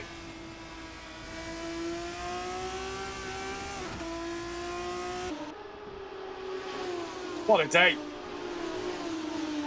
it has been here at Suzuka. This has been absolutely fantastic. 7 chaotic laps at the moment, or 6. We're on to the 7th now. Yellow flag in the top corner. Someone's had a moment somewhere. Look at the top few cars. I think the top 7 cars are all pretty close together. Bit of a gap between the top 2 and 3rd. Top 7 cars, though, pretty close. Look at that. It's 9 seconds. 10 seconds separates the top 10, but 3 seconds separates the top 7. Don't go anywhere, folks, because this could end up any way. Anybody could win this race in that top 7 at the moment. It has been dramatic. They've got to settle now into a rhythm. They've just got to find their feet here. This is where they've got to start to just calm down a little bit. The opening laps are gone. The drama has gone. Get into that rhythm. Settle. Drive your race. I don't know how warm the drivers are in their simulators, but it is rather warm here in the studio. What a drive from all of these drivers out here. Gomez, a little wiggle on the exit of 130. Oh, here comes Firthridge to the outside of the chicane at the end. Round the outside for the first part, inside for the second. Gomez hangs it on in there. Still side by side, the pair of them. Gomez still going strong. And Firthridge still there side by side. Spearson, fastest lap of the race at 45.693. Can Firthridge go right around the outside of Adrian Gomez? Backs out of that and thinks better of it. Waits once again for another opening. And the more these two start to have a fight, the more the top 3 are just going to slowly pull away a little bit.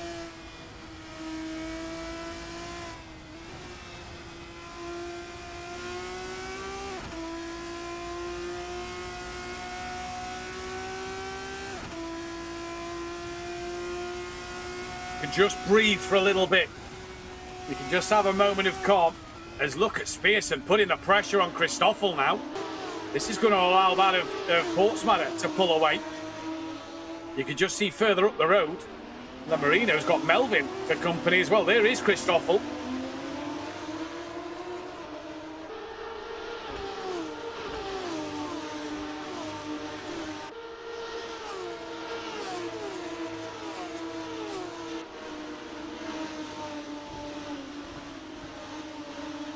Christoffel, second place at the moment. Timothy Spearson sat in 3rd.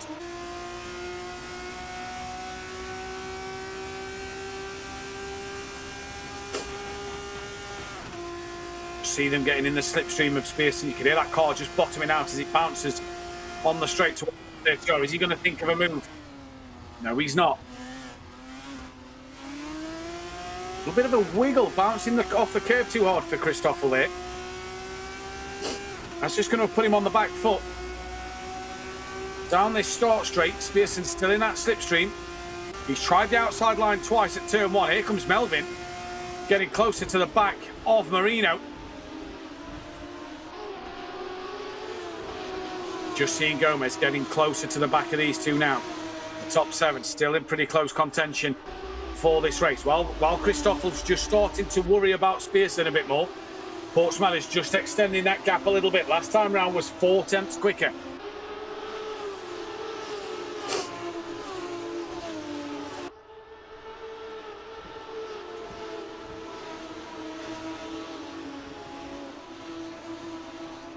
Timothy Spearson then. Still chasing down after Christoffel. Get a good run out the hairpin. This could be a great shot out the hairpin. Get a good run and get him towards Spoon.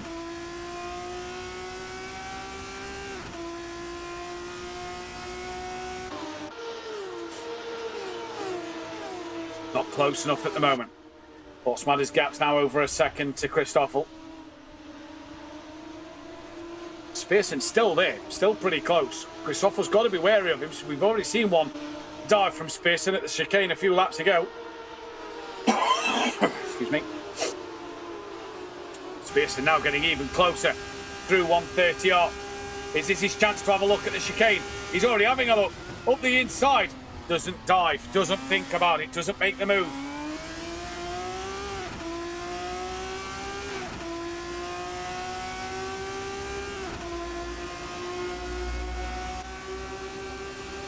Getting closer once again, though, is Spearson now. Looking to the inside line of turn one. He's tried the outside twice to no avail. Now up the inside, contact with Christoffel, and Spearson's round as well. Melvin, I think, just got... Oh, no, that's Melvin there. So Melvin has collected that of Timothy Spearson. Oh, and he's collected it back. Oh, it's dramas. And SUZUKA once again dramas.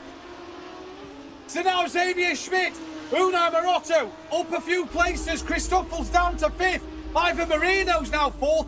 Gomez 2nd. And Verthrich is 3rd. So Andrian Christoffel and Timothy Spearson, who's still not got going yet, there's tumble down the pack. Timothy Spearson. He can't believe it. The expression on his face, he cannot believe what's happened.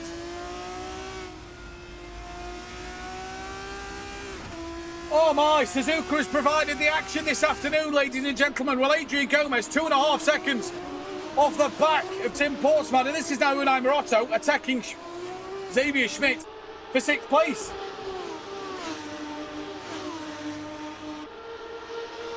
I cannot believe what we are witnessing here at SUZUKA. Lap 10, Migles nearly into the back of Melvin. Oh, that was perilously close there for Guzman, who was leading this race earlier on. And now Melvin, we're going to bring a replay shortly of that turn one incident. Look at that, just Spearson taps the rear of Christoffel. There you go, just understeers into him. Guzman having a look on the outside of Melvin. Melvin goes deep. Now to the outside of the second part. There's the reaction of Timothy Spearson. Guzman Migles has got past Melvin live. So Guzman back up into 8th place.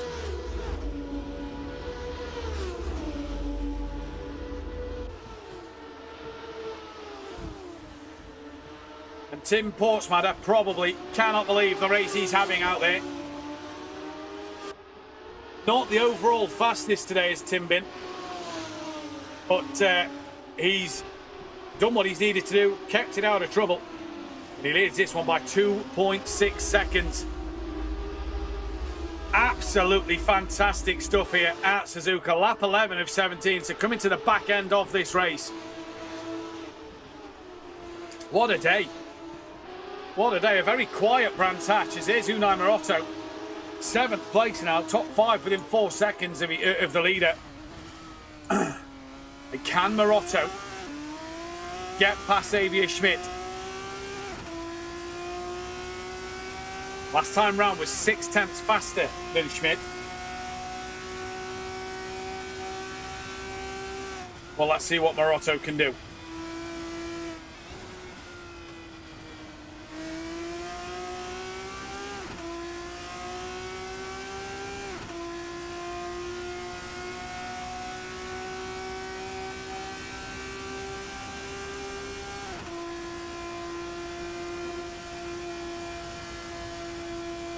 We're being told that Walter Troninger is once again out of the race. That's a shame for Walter today. Not the result he'd have been hoping for. Oh, catch our breath once again before Unai Morotto starts to put the pressure on Schmidt even more. Down through the start-finish line, there you go, start lap number 12. Roberto Miguez, fastest lap of the race, but he's down in P12.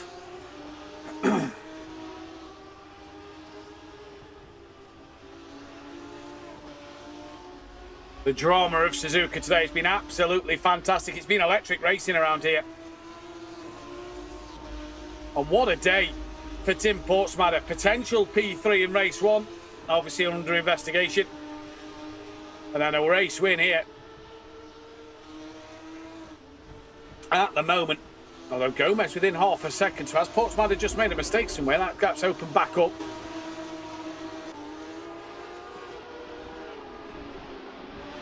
Climbs back up to nearly 2 seconds. That must have been coming down at the hairpin.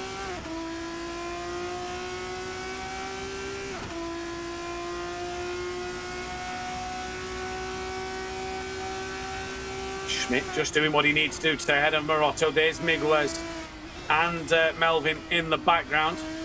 Getting closer. So Morotto will want to get this move done here. to try and pull away. Saw in race 1 how hard a driver Xavier Schmidt was to get past. He's not going to make it easy around SUZUKA either.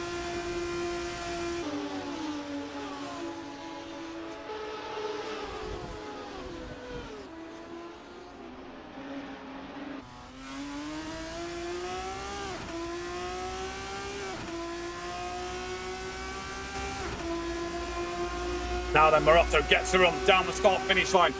Pulls to the outside. We've seen some dramas at turn 1 this afternoon. Are we in for another one? Here comes Unai Morotto right around the outside. On the outside curb, he's pulled it wide. The curb is kind of pulled. And he loses out to Guzman Migueles. And nearly to Melvin Duffy then. But he manages to stay P8, so he's only lost the 1 spot. Just got too much on that outside curb and it almost sucked him in to running wide. He just didn't want to come off the curb at all.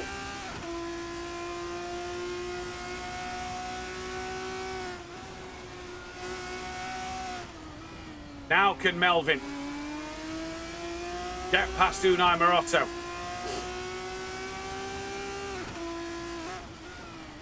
Oh, Morotto, a bit of a twitch here through the right-hand kink.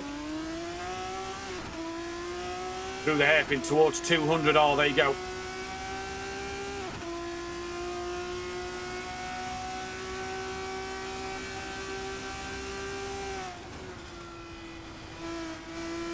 What a race this has been here today. Absolutely fantastic.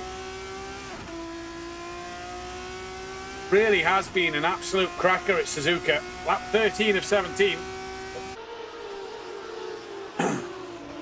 Tim Portsmouth's lead is only a couple of tenths of a second, so he's had a poor lap this time around. Is this going to allow Gomez to have a look at him? Here comes Melvin, thinks of a late lunge up the inside at the chicane, doesn't do it. But that's how close the leaders are.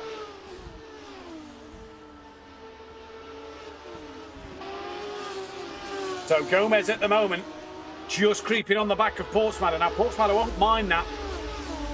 He'll play it smart. Oh, side by side. That's Migueles and Schmidt going side by side through turn 1. Migueles trying to get underneath on the exit. Can't do so there though. At 14 of 17. 4 to go. Big wiggle on the curb from Xavier Schmidt. If Migueles can hold it around the outside, he'll have the inside line for Dunlop. Can't do so there, though. Just couldn't get the accelerator down early enough. Has he got to run into the Degners? As Schmidt defends into Degner number 1. Oh, that gets very tight through there. Morotto fancies a look now. Migueles goes defensive over Morotto. Into Degner 2. Oh, what a race. Very tight. Morotto to the outside of the hairpin. Goes a little deep. Does this allow Melvin to tuck underneath? Does Melvin get the better run out the corner? No, he does not. And these 4 stay as they are. This is for 6th, 7th, 8th and 9th on the track at the moment. Absolutely fantastic from Guzman Migueles. After his dramas with Spearson earlier on. This is Gomez, though, on the back of the leader. Adrian Gomez wants it 2 wins for the Madrid Lounge today. To the outside of the chicane. Have the inside for the next part. He'll be a little slower because of the tighter line through. This is going to bring Portsmouth back alongside him and back in front of him. And Gomez tucks back into the slipstream. And now when he looks into turn 1, he's going to go to the outside line at turn 1.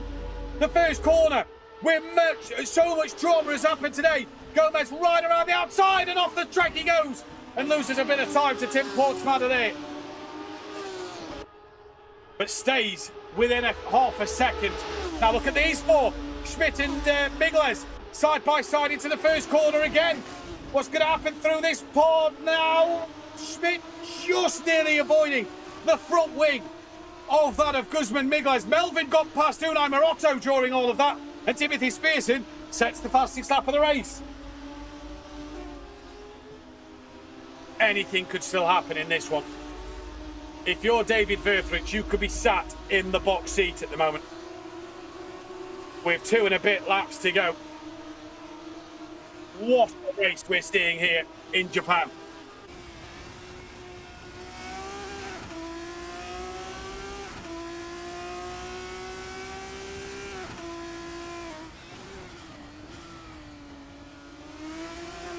Migueles trying to tuck underneath that of Schmidt there, you saw. Schmidt had a little wiggle on the exit of the hairpin.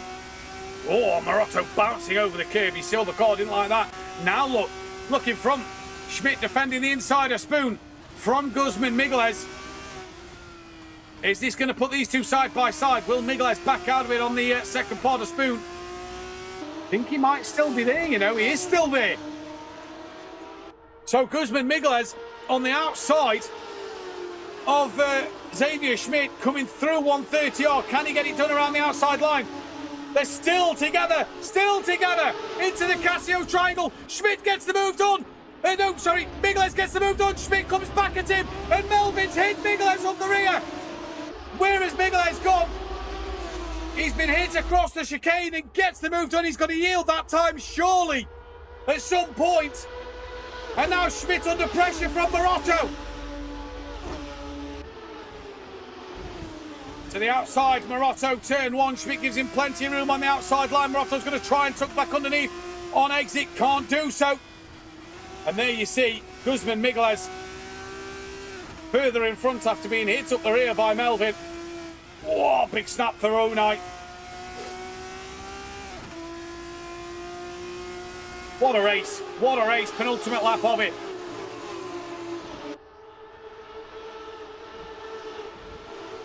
Harry Scanderi's now up into ninth ahead of Melvin. So Scanderi got an extra place at the end of that last lap. And we've got a lap and a half to go here at Suzuka.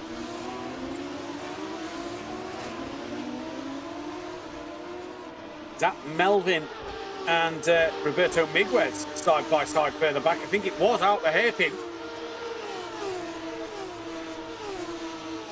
See as they come through, yeah, they're together. Side by side is Melvin Luppi and Roberto Miguez. Miguez wide at spoon, and that's allowed Melvin back through. They've got Nico Mossa just behind them. And Gomez now right on the back of the leader. Verthrich and Marino have come into play for the final lap as well here. So hold on to your hats, folks. We've got one more lap of this Suzuka race. Adrian Gomez versus Tim Portsmatter for the race win.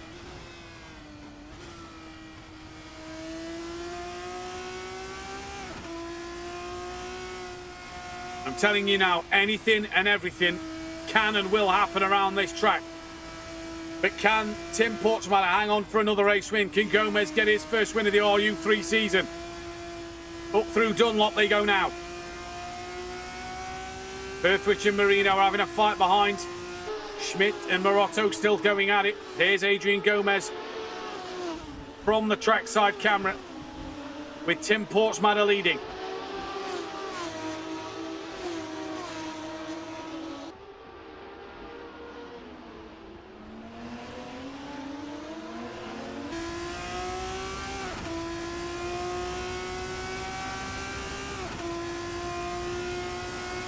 Just a few corners left for Tim Portsmatter in this one.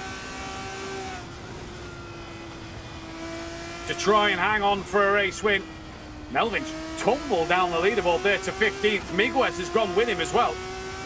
Pearson back up to 13th place for the fastest lap. Couple of corners to go. Gomez needs a run through 130R to have a look at the chicane. They're close enough to have a look. Is Gomez. Is this going to be the late move to the outside line once again for the opening part of the chicane? Final lap. Gomez versus Portsmatter. Portsmatter squeezes him off.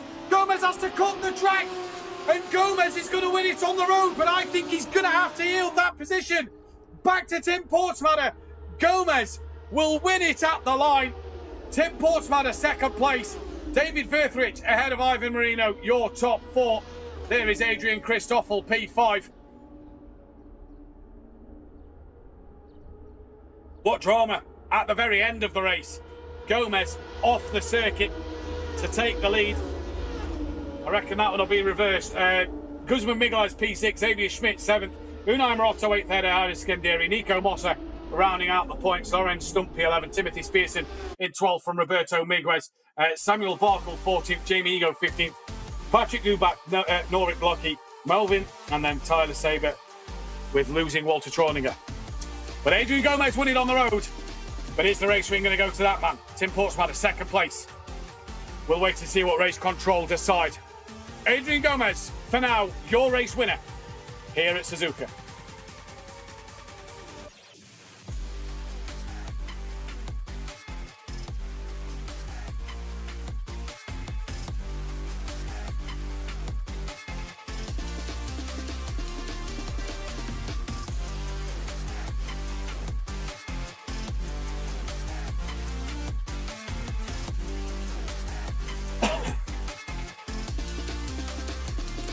So Gomez, winner on the road.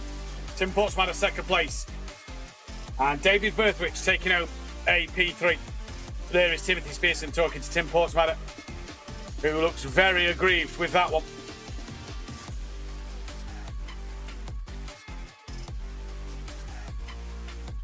You can see the discussion happening. Gomez even in deep in discussion in the Madrid lounge.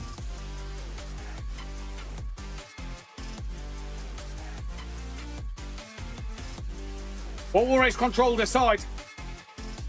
What will be the final outcome? That is a very disgruntled Tim Portsman, you can see it.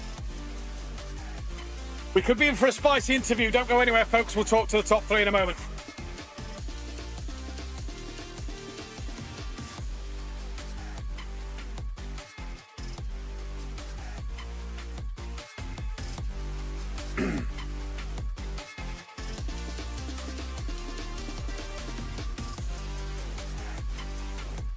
Portsman very unhappy. Very, very unhappy. I don't even think we've seen David Berthwich yet. It was the P3 man. There he is, in the red and black, in the black and red T-shirt. We'll get ready to speak to the top three. I think we could be in for a heck of an interview here.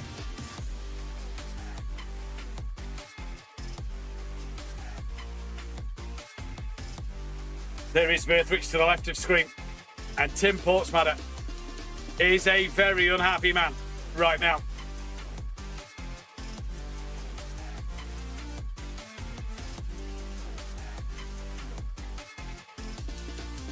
The boys just tried to calm him down. Smile, Tim. Smile for the camera. But he is not a happy chap at the moment out there. We can take a look at the provisional results and let's see how they look for you then. Adrian Gomez wins it on the road from Tim Portsman. Questions will be asked about that one. David Berthwich, P3 from Ivan Marino in fourth. Adrian Christoffel is P5. Guzman Migueles, P6 from Xavier Schmidt. Seventh, Unai Morotto, Harry Scanderi and Nico Mossa round out your top 10. Lorenz Stump, P11 from Samuel Bartel in P12. Timothy Spearson, 13th from Roberto Migueles. Jamie Ego, Patrick Dubak, Norik Lockie from Melvin Lopey, Tyler Saber and Walter Troninger. Once again, DNF.